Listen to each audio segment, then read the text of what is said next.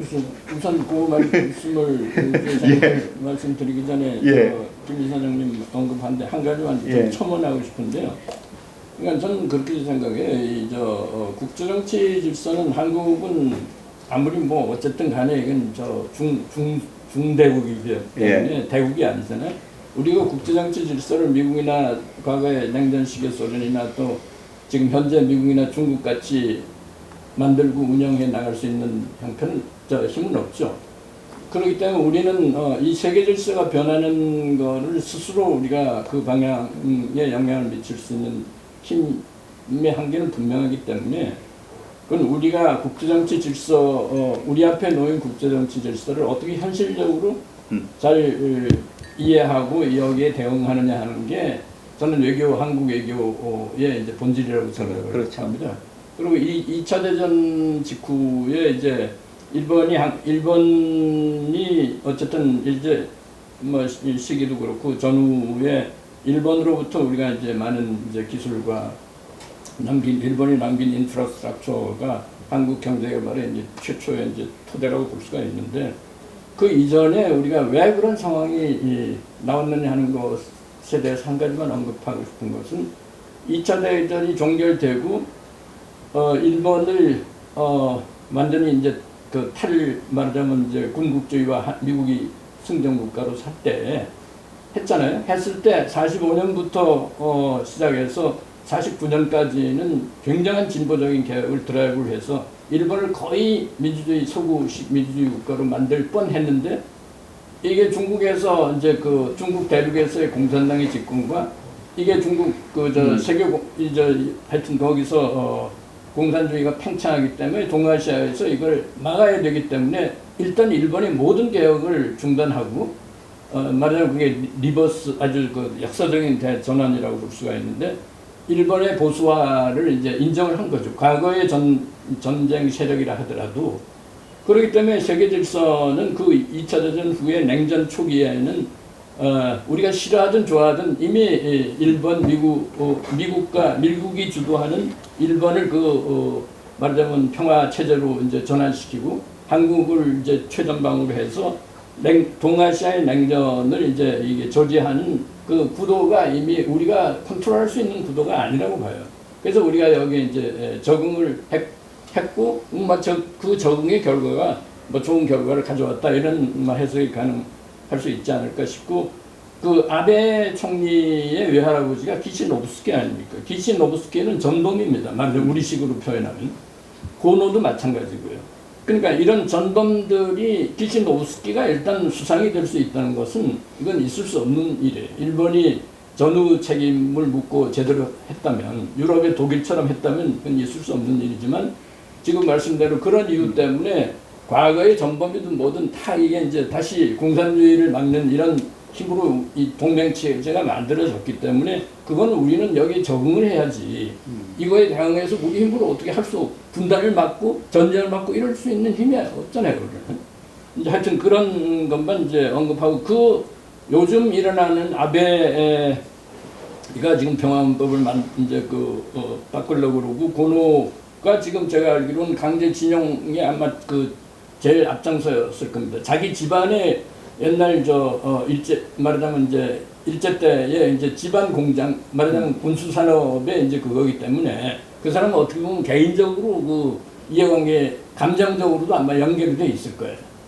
근데 우리나라에서는 한일 관계를 너무 지금 앞에 영 교수님 말씀하셨지만 김대중 정부 때 오부치 김대중 브라마 이 한일 관계가 좋았던 이제 그런 식의 어떤 진전이 있었더라면 지금은 굉장한 아마 유대가 만들어졌겠죠.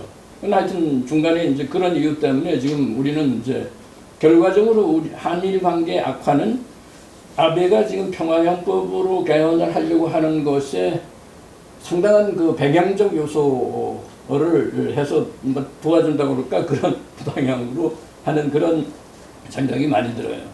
그리고 이제 일본은 지금 중국이 팽창하고 있기 때문에 동진하에서 생각구 다유열도라는 게 그거 아닙니까? 중국이 말하자면 냉전 시기에 틀어막혀 있던 게 헐크가 지금 커지면서 단추가 막 뜯어지듯이 이제 이거 팽창하고 나오는데 일본 때문에 지금 그걸 못 건드리는 겁니다. 중국은. 그러니까 이제 아무리 일본이 지금 무장을 하고 있지 않더라도 중국이 과거에 일본한테 혼이 났기 때문에 중국을 함부로 이렇게 할 수 있는 나라가 아니라고. 일본한테 대해서. 그러니까 앞으로 지금 전개되는 이제 동아시아의 세계 질서라고 하는 것은 냉전 시기의 형태를 띠면서도 내용은 완전히 요즘 그런 이제 어젠가 오늘 제가 뉴욕 타임스에서 재밌는 말을 본 게 인터내셔널 내셔널 인터내셔널리즘이라는 말을 쓰더라고요. 그러니까 이제 각국이 다 알아서 각자 자기 국가 이익을 추구하는 세계주의. 과거의 리베럴 인터내셔널리즘이 아니라 이제 이런 표현을 쓰는데 그런 국제정치 질서가 성격이 달라지고 구조가 달라져서 이제 그런 게 됐지만 교묘하게 하여튼 냉전 시기에 그게 반복되는 거라고 볼 수가 있는데 한국이 지금 대외 정책은 일단 일본하고 관계를 정리하는 잘 이렇게 풀어나가는 게 제일 지금 해야 할 급선무라는 생각이 듭니다. 경제적으로도 그렇고 군사적으로도 그렇구나. 문제는 문 대통령 정부에서는 지금 말씀하신 그 할 생각이 없어요. 오히려 이것이 좋은 소재라고 생각하는 거예요. 조국이 하는 거는 조국뿐만 아니라 국내 정치적으로는 아주 좋은 여당에서 나오는 걸 보면 이건 완전히 오히려 좋은 소재라고 생각하는 거예요. 그러니까 여기서 그러면 이럴 때 바로 앉아 있는 우리는 이렇게 외교적으로 하라는데 얘기는 그것까지는 할 수가 있는데 그것이 아무 효용이 없단 말이에요. 그럼 어떻게 해야 되느냐? 그래서 우선 이제 이 장부는 이사장님 말씀하신 것처럼 정치적 계산이 끝난 것처럼 보이고요. 이제 특히 이제 경제난 갈수록 악화되고 있는 경제난에 대한 엑스큐즈 최대 엑스큐즈가 지금 있는 거죠. 일본의 그런 일본과의 경제 전쟁이라고 하는 게 그래서 일테면 정책을 전환하기를 오매불망 바라지만 상당히 어려울 것 같고 저는 이제 한국 시민들에게 정말 간곡하게 드리고 싶은 말씀이 있는데 오늘 아침 보도를 보니까 문재인 정부 지지도가 52% 문재인 대통령에 대한 지지도가 한 5% 정도 올랐고요.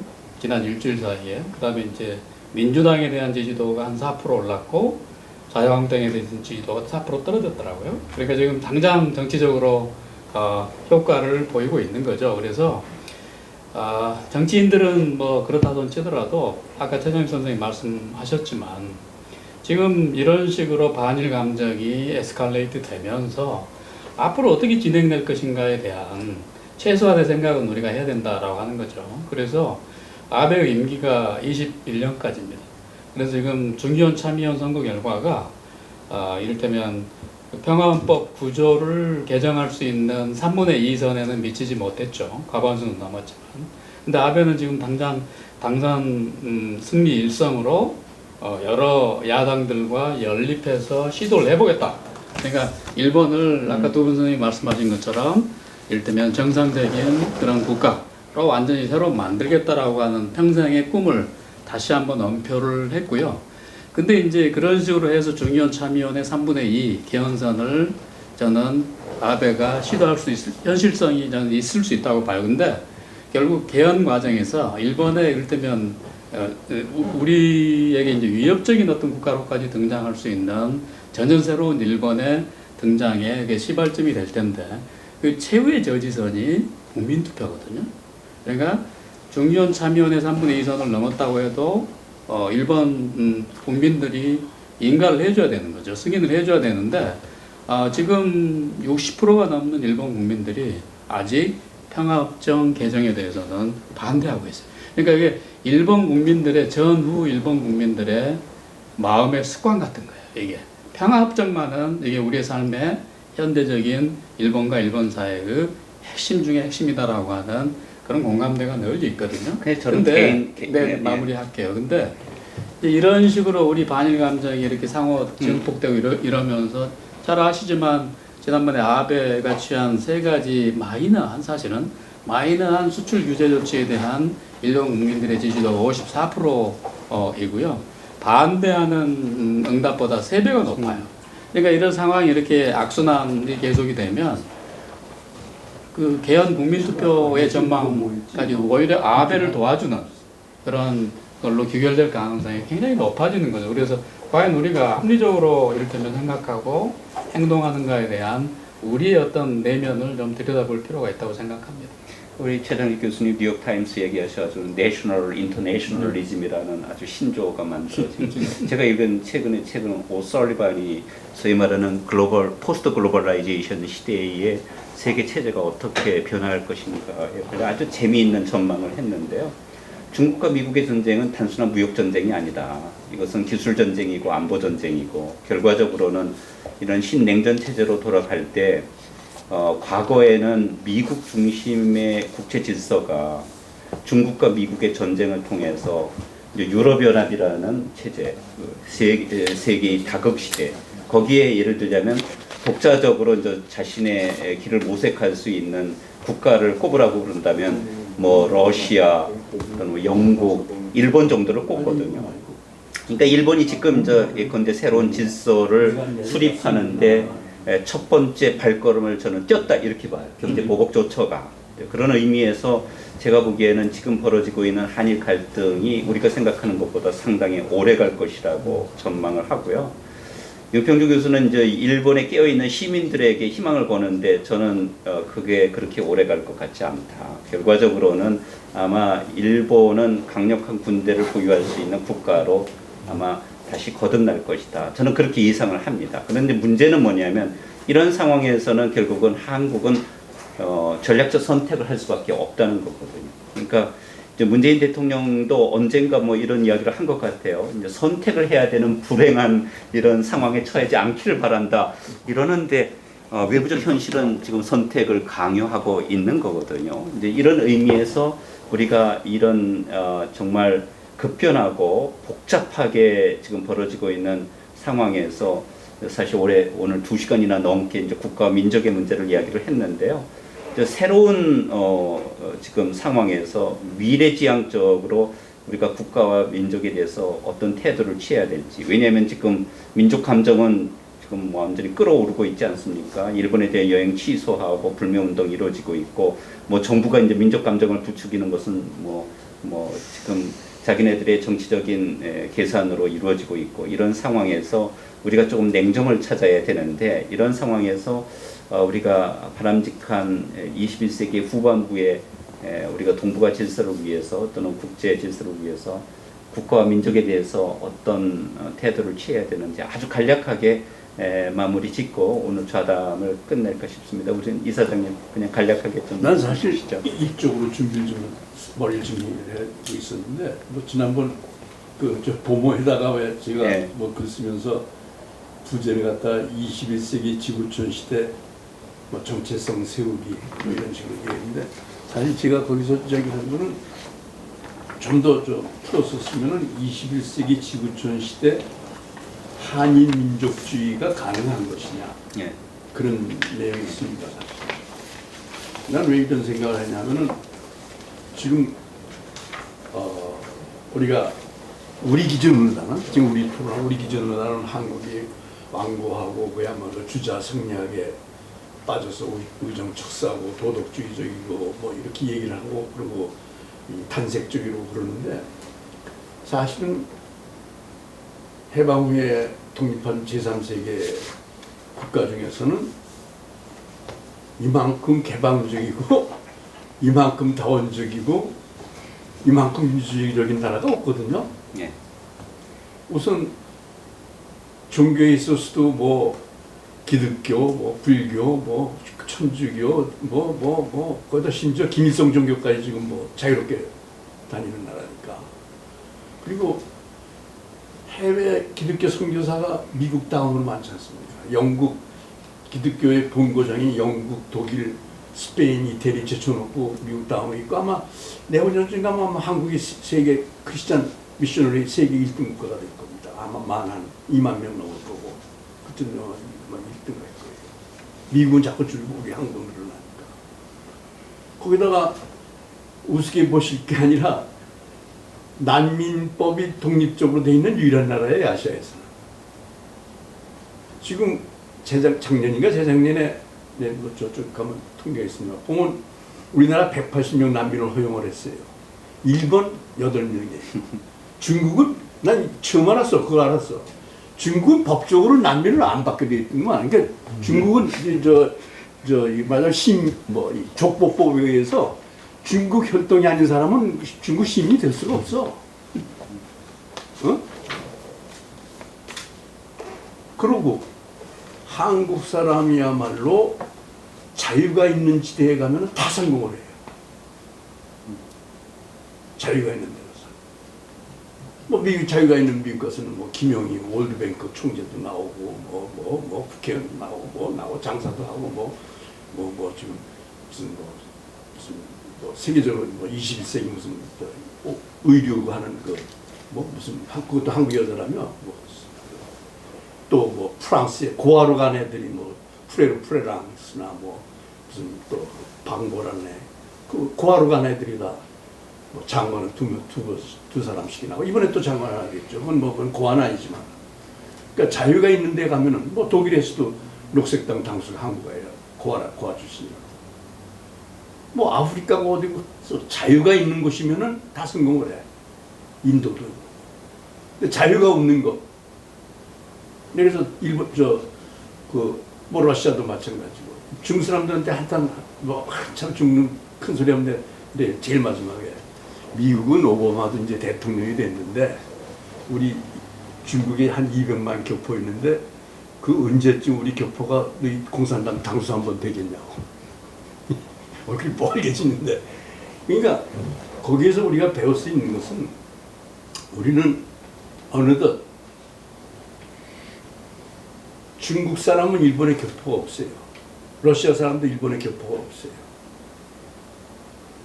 한국 사람은 일본에도 교포가 있고 중국에도 교포가 있고 러시아에도 교포가 있고 중앙아시아에도 있고 미국도 있고 남미에도 있고 우간다에도 있고 케냐에도 있고 카이로도 있고 다 있어요. 전 세계에.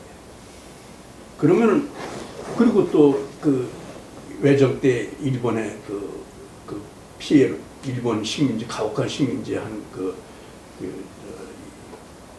쓰레기로 남아서 나중에 안에 잔존물로 해서 중앙아시아나 홋카이도나 참 비참한 우리 좀 있는데 그러니까 남북 관계만 보지 말고 한국의 민족주의를 이제는 대한민국이 만약에 한반도가 통일이 된다고 그러면은 통일이 안 되면 모르는데 통일이 된다면 북한에서 통일됐다고 생각하는 사람이 있을까요? 북한 사람은 김일성을 제외놓고 김정일을 제외놓고는 아마도 거의 99%는 대한민국에서 통일될 거라고 믿을 거예요. 우리 안에만 그런 게 아니고 중앙아시아 타시켄트에 있는 교포도 그럴 거고 미국 교포도 그럴 거고 유럽 교포도 그럴 거예요.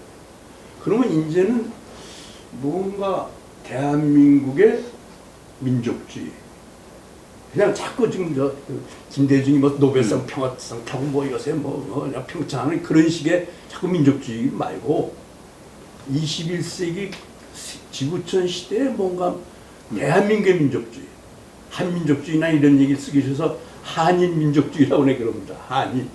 대한민국의 21세기 지구촌 시대 대한민국의 한인민족주의. 설명이 길지만 그렇게밖에 설명을 못하겠는데 그러한 것을 어떻게 좀 만들어가는 그래서 그러려면 여러 가지가 있죠. 우선 대한민국 계속해서 자강을 해야 돼요. 대한민국의 힘이 커야 그게 응진력이 있지. 대한민국이 쩌러들면 그건 끝나는 거예요. 이게 제일 중요한 건 우리가 어떻게든지 자강력과 실력을 키워야 된다는 거. 둘째는 이미 우리나라에서 난 함재봉이 책 보고서 알았어. 2006년에 이미 우리나라는 다민족 다문화 국가라고 선언을 했다며. 이미 선언을 했다 국가적으로. 2006년에. 실제로 우리나라 농업이나 수산업이나 건설업은 외국인 노동자 없으면 일 못하게 돼 있어요. 지금 아무것도 못하게 돼 있어.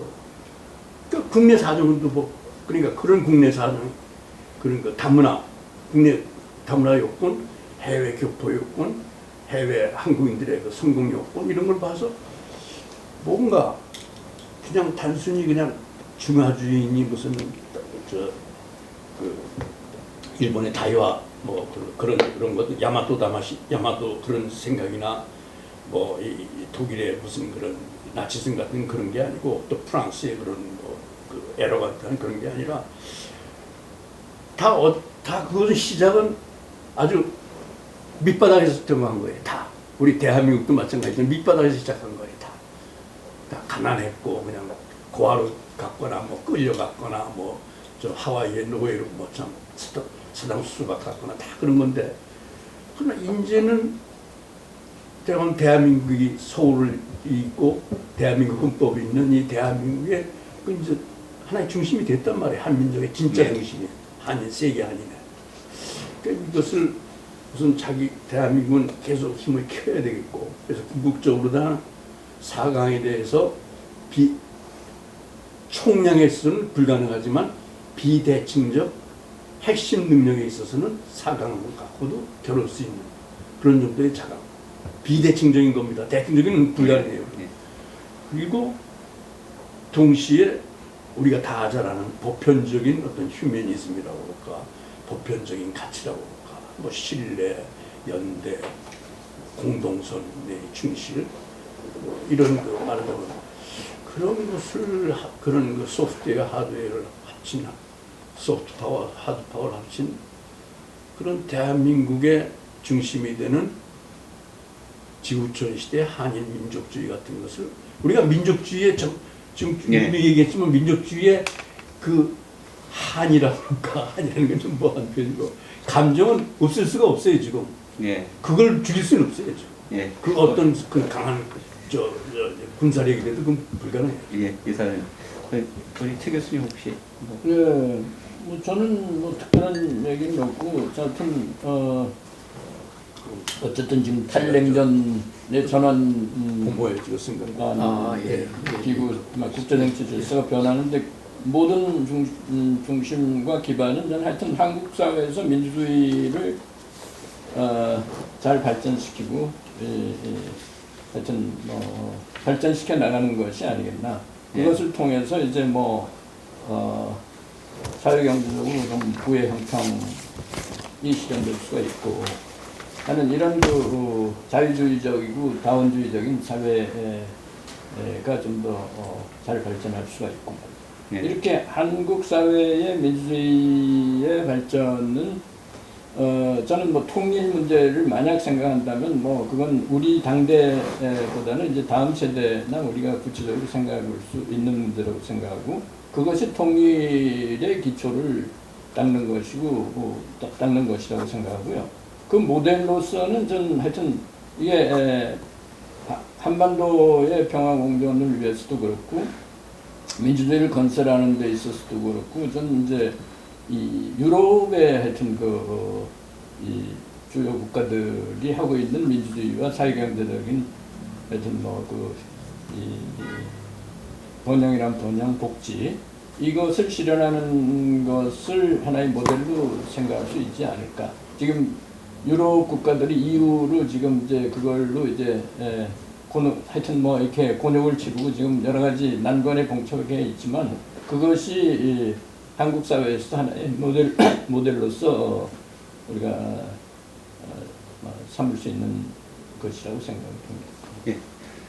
그래서 오늘 주제가 민족주의와 국가주의였기 때문에 민족주의는 소중한 우리 자산이고요.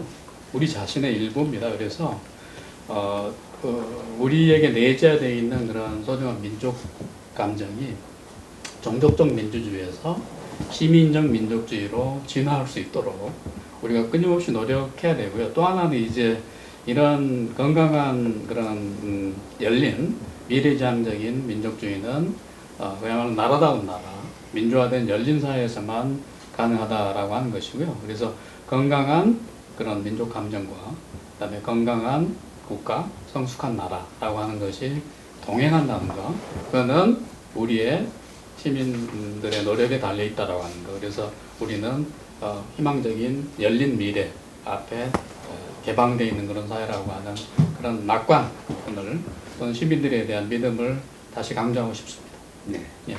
하여튼 뭐 2시간 동안 저희들이 이제 민족과 국가에 대해서 정말 열띤 토론을 했는데요. 민족과 국가가 다시 소환된다는 사실 자체가 사실 우리가 처해 있는 현실이 녹록지 않다는 것을 말해주는 것 같습니다. 그 민족은 사실 숭고한 감정이죠. 또 이런 의미에서 민족주의는 아마 자연스럽고 우리 윤평준 교수가 말씀하시는 것처럼 우리의 아주 귀중한 자산이라고 할 수 있죠. 문제는 이 민족적 감정이 너무 과도하게 부풀려지거나 또 정치적으로 이용이 될 때 민주주의를 오히려 방해하는 그런 요소가 될 수 있다는 것을 확인할 수 있었던 것 같습니다. 굳이 이야기하자면 민족주의는 참 좋은 것이고 때로는 우리가 정치적 현실에서 필요한 것이기는 하지만 민주주의에 방해가 되는 민족주의는 어떤 의미에서 바람직하지 않고 반역이다. 뭐 이런 생각을 하게 되는 계기였던 것 같습니다. 쉽게 풀릴 수 있는 문제는 아니지만 그래도 우리가 좀 급변하는 시기에 곰곰이 생각해 볼 수 있는 시간이었다고 생각합니다. 2시간 동안 참여해 주셔서 대단히 감사합니다. 수고하셨습니다. 수고하셨습니다. 15분 넘어갔네.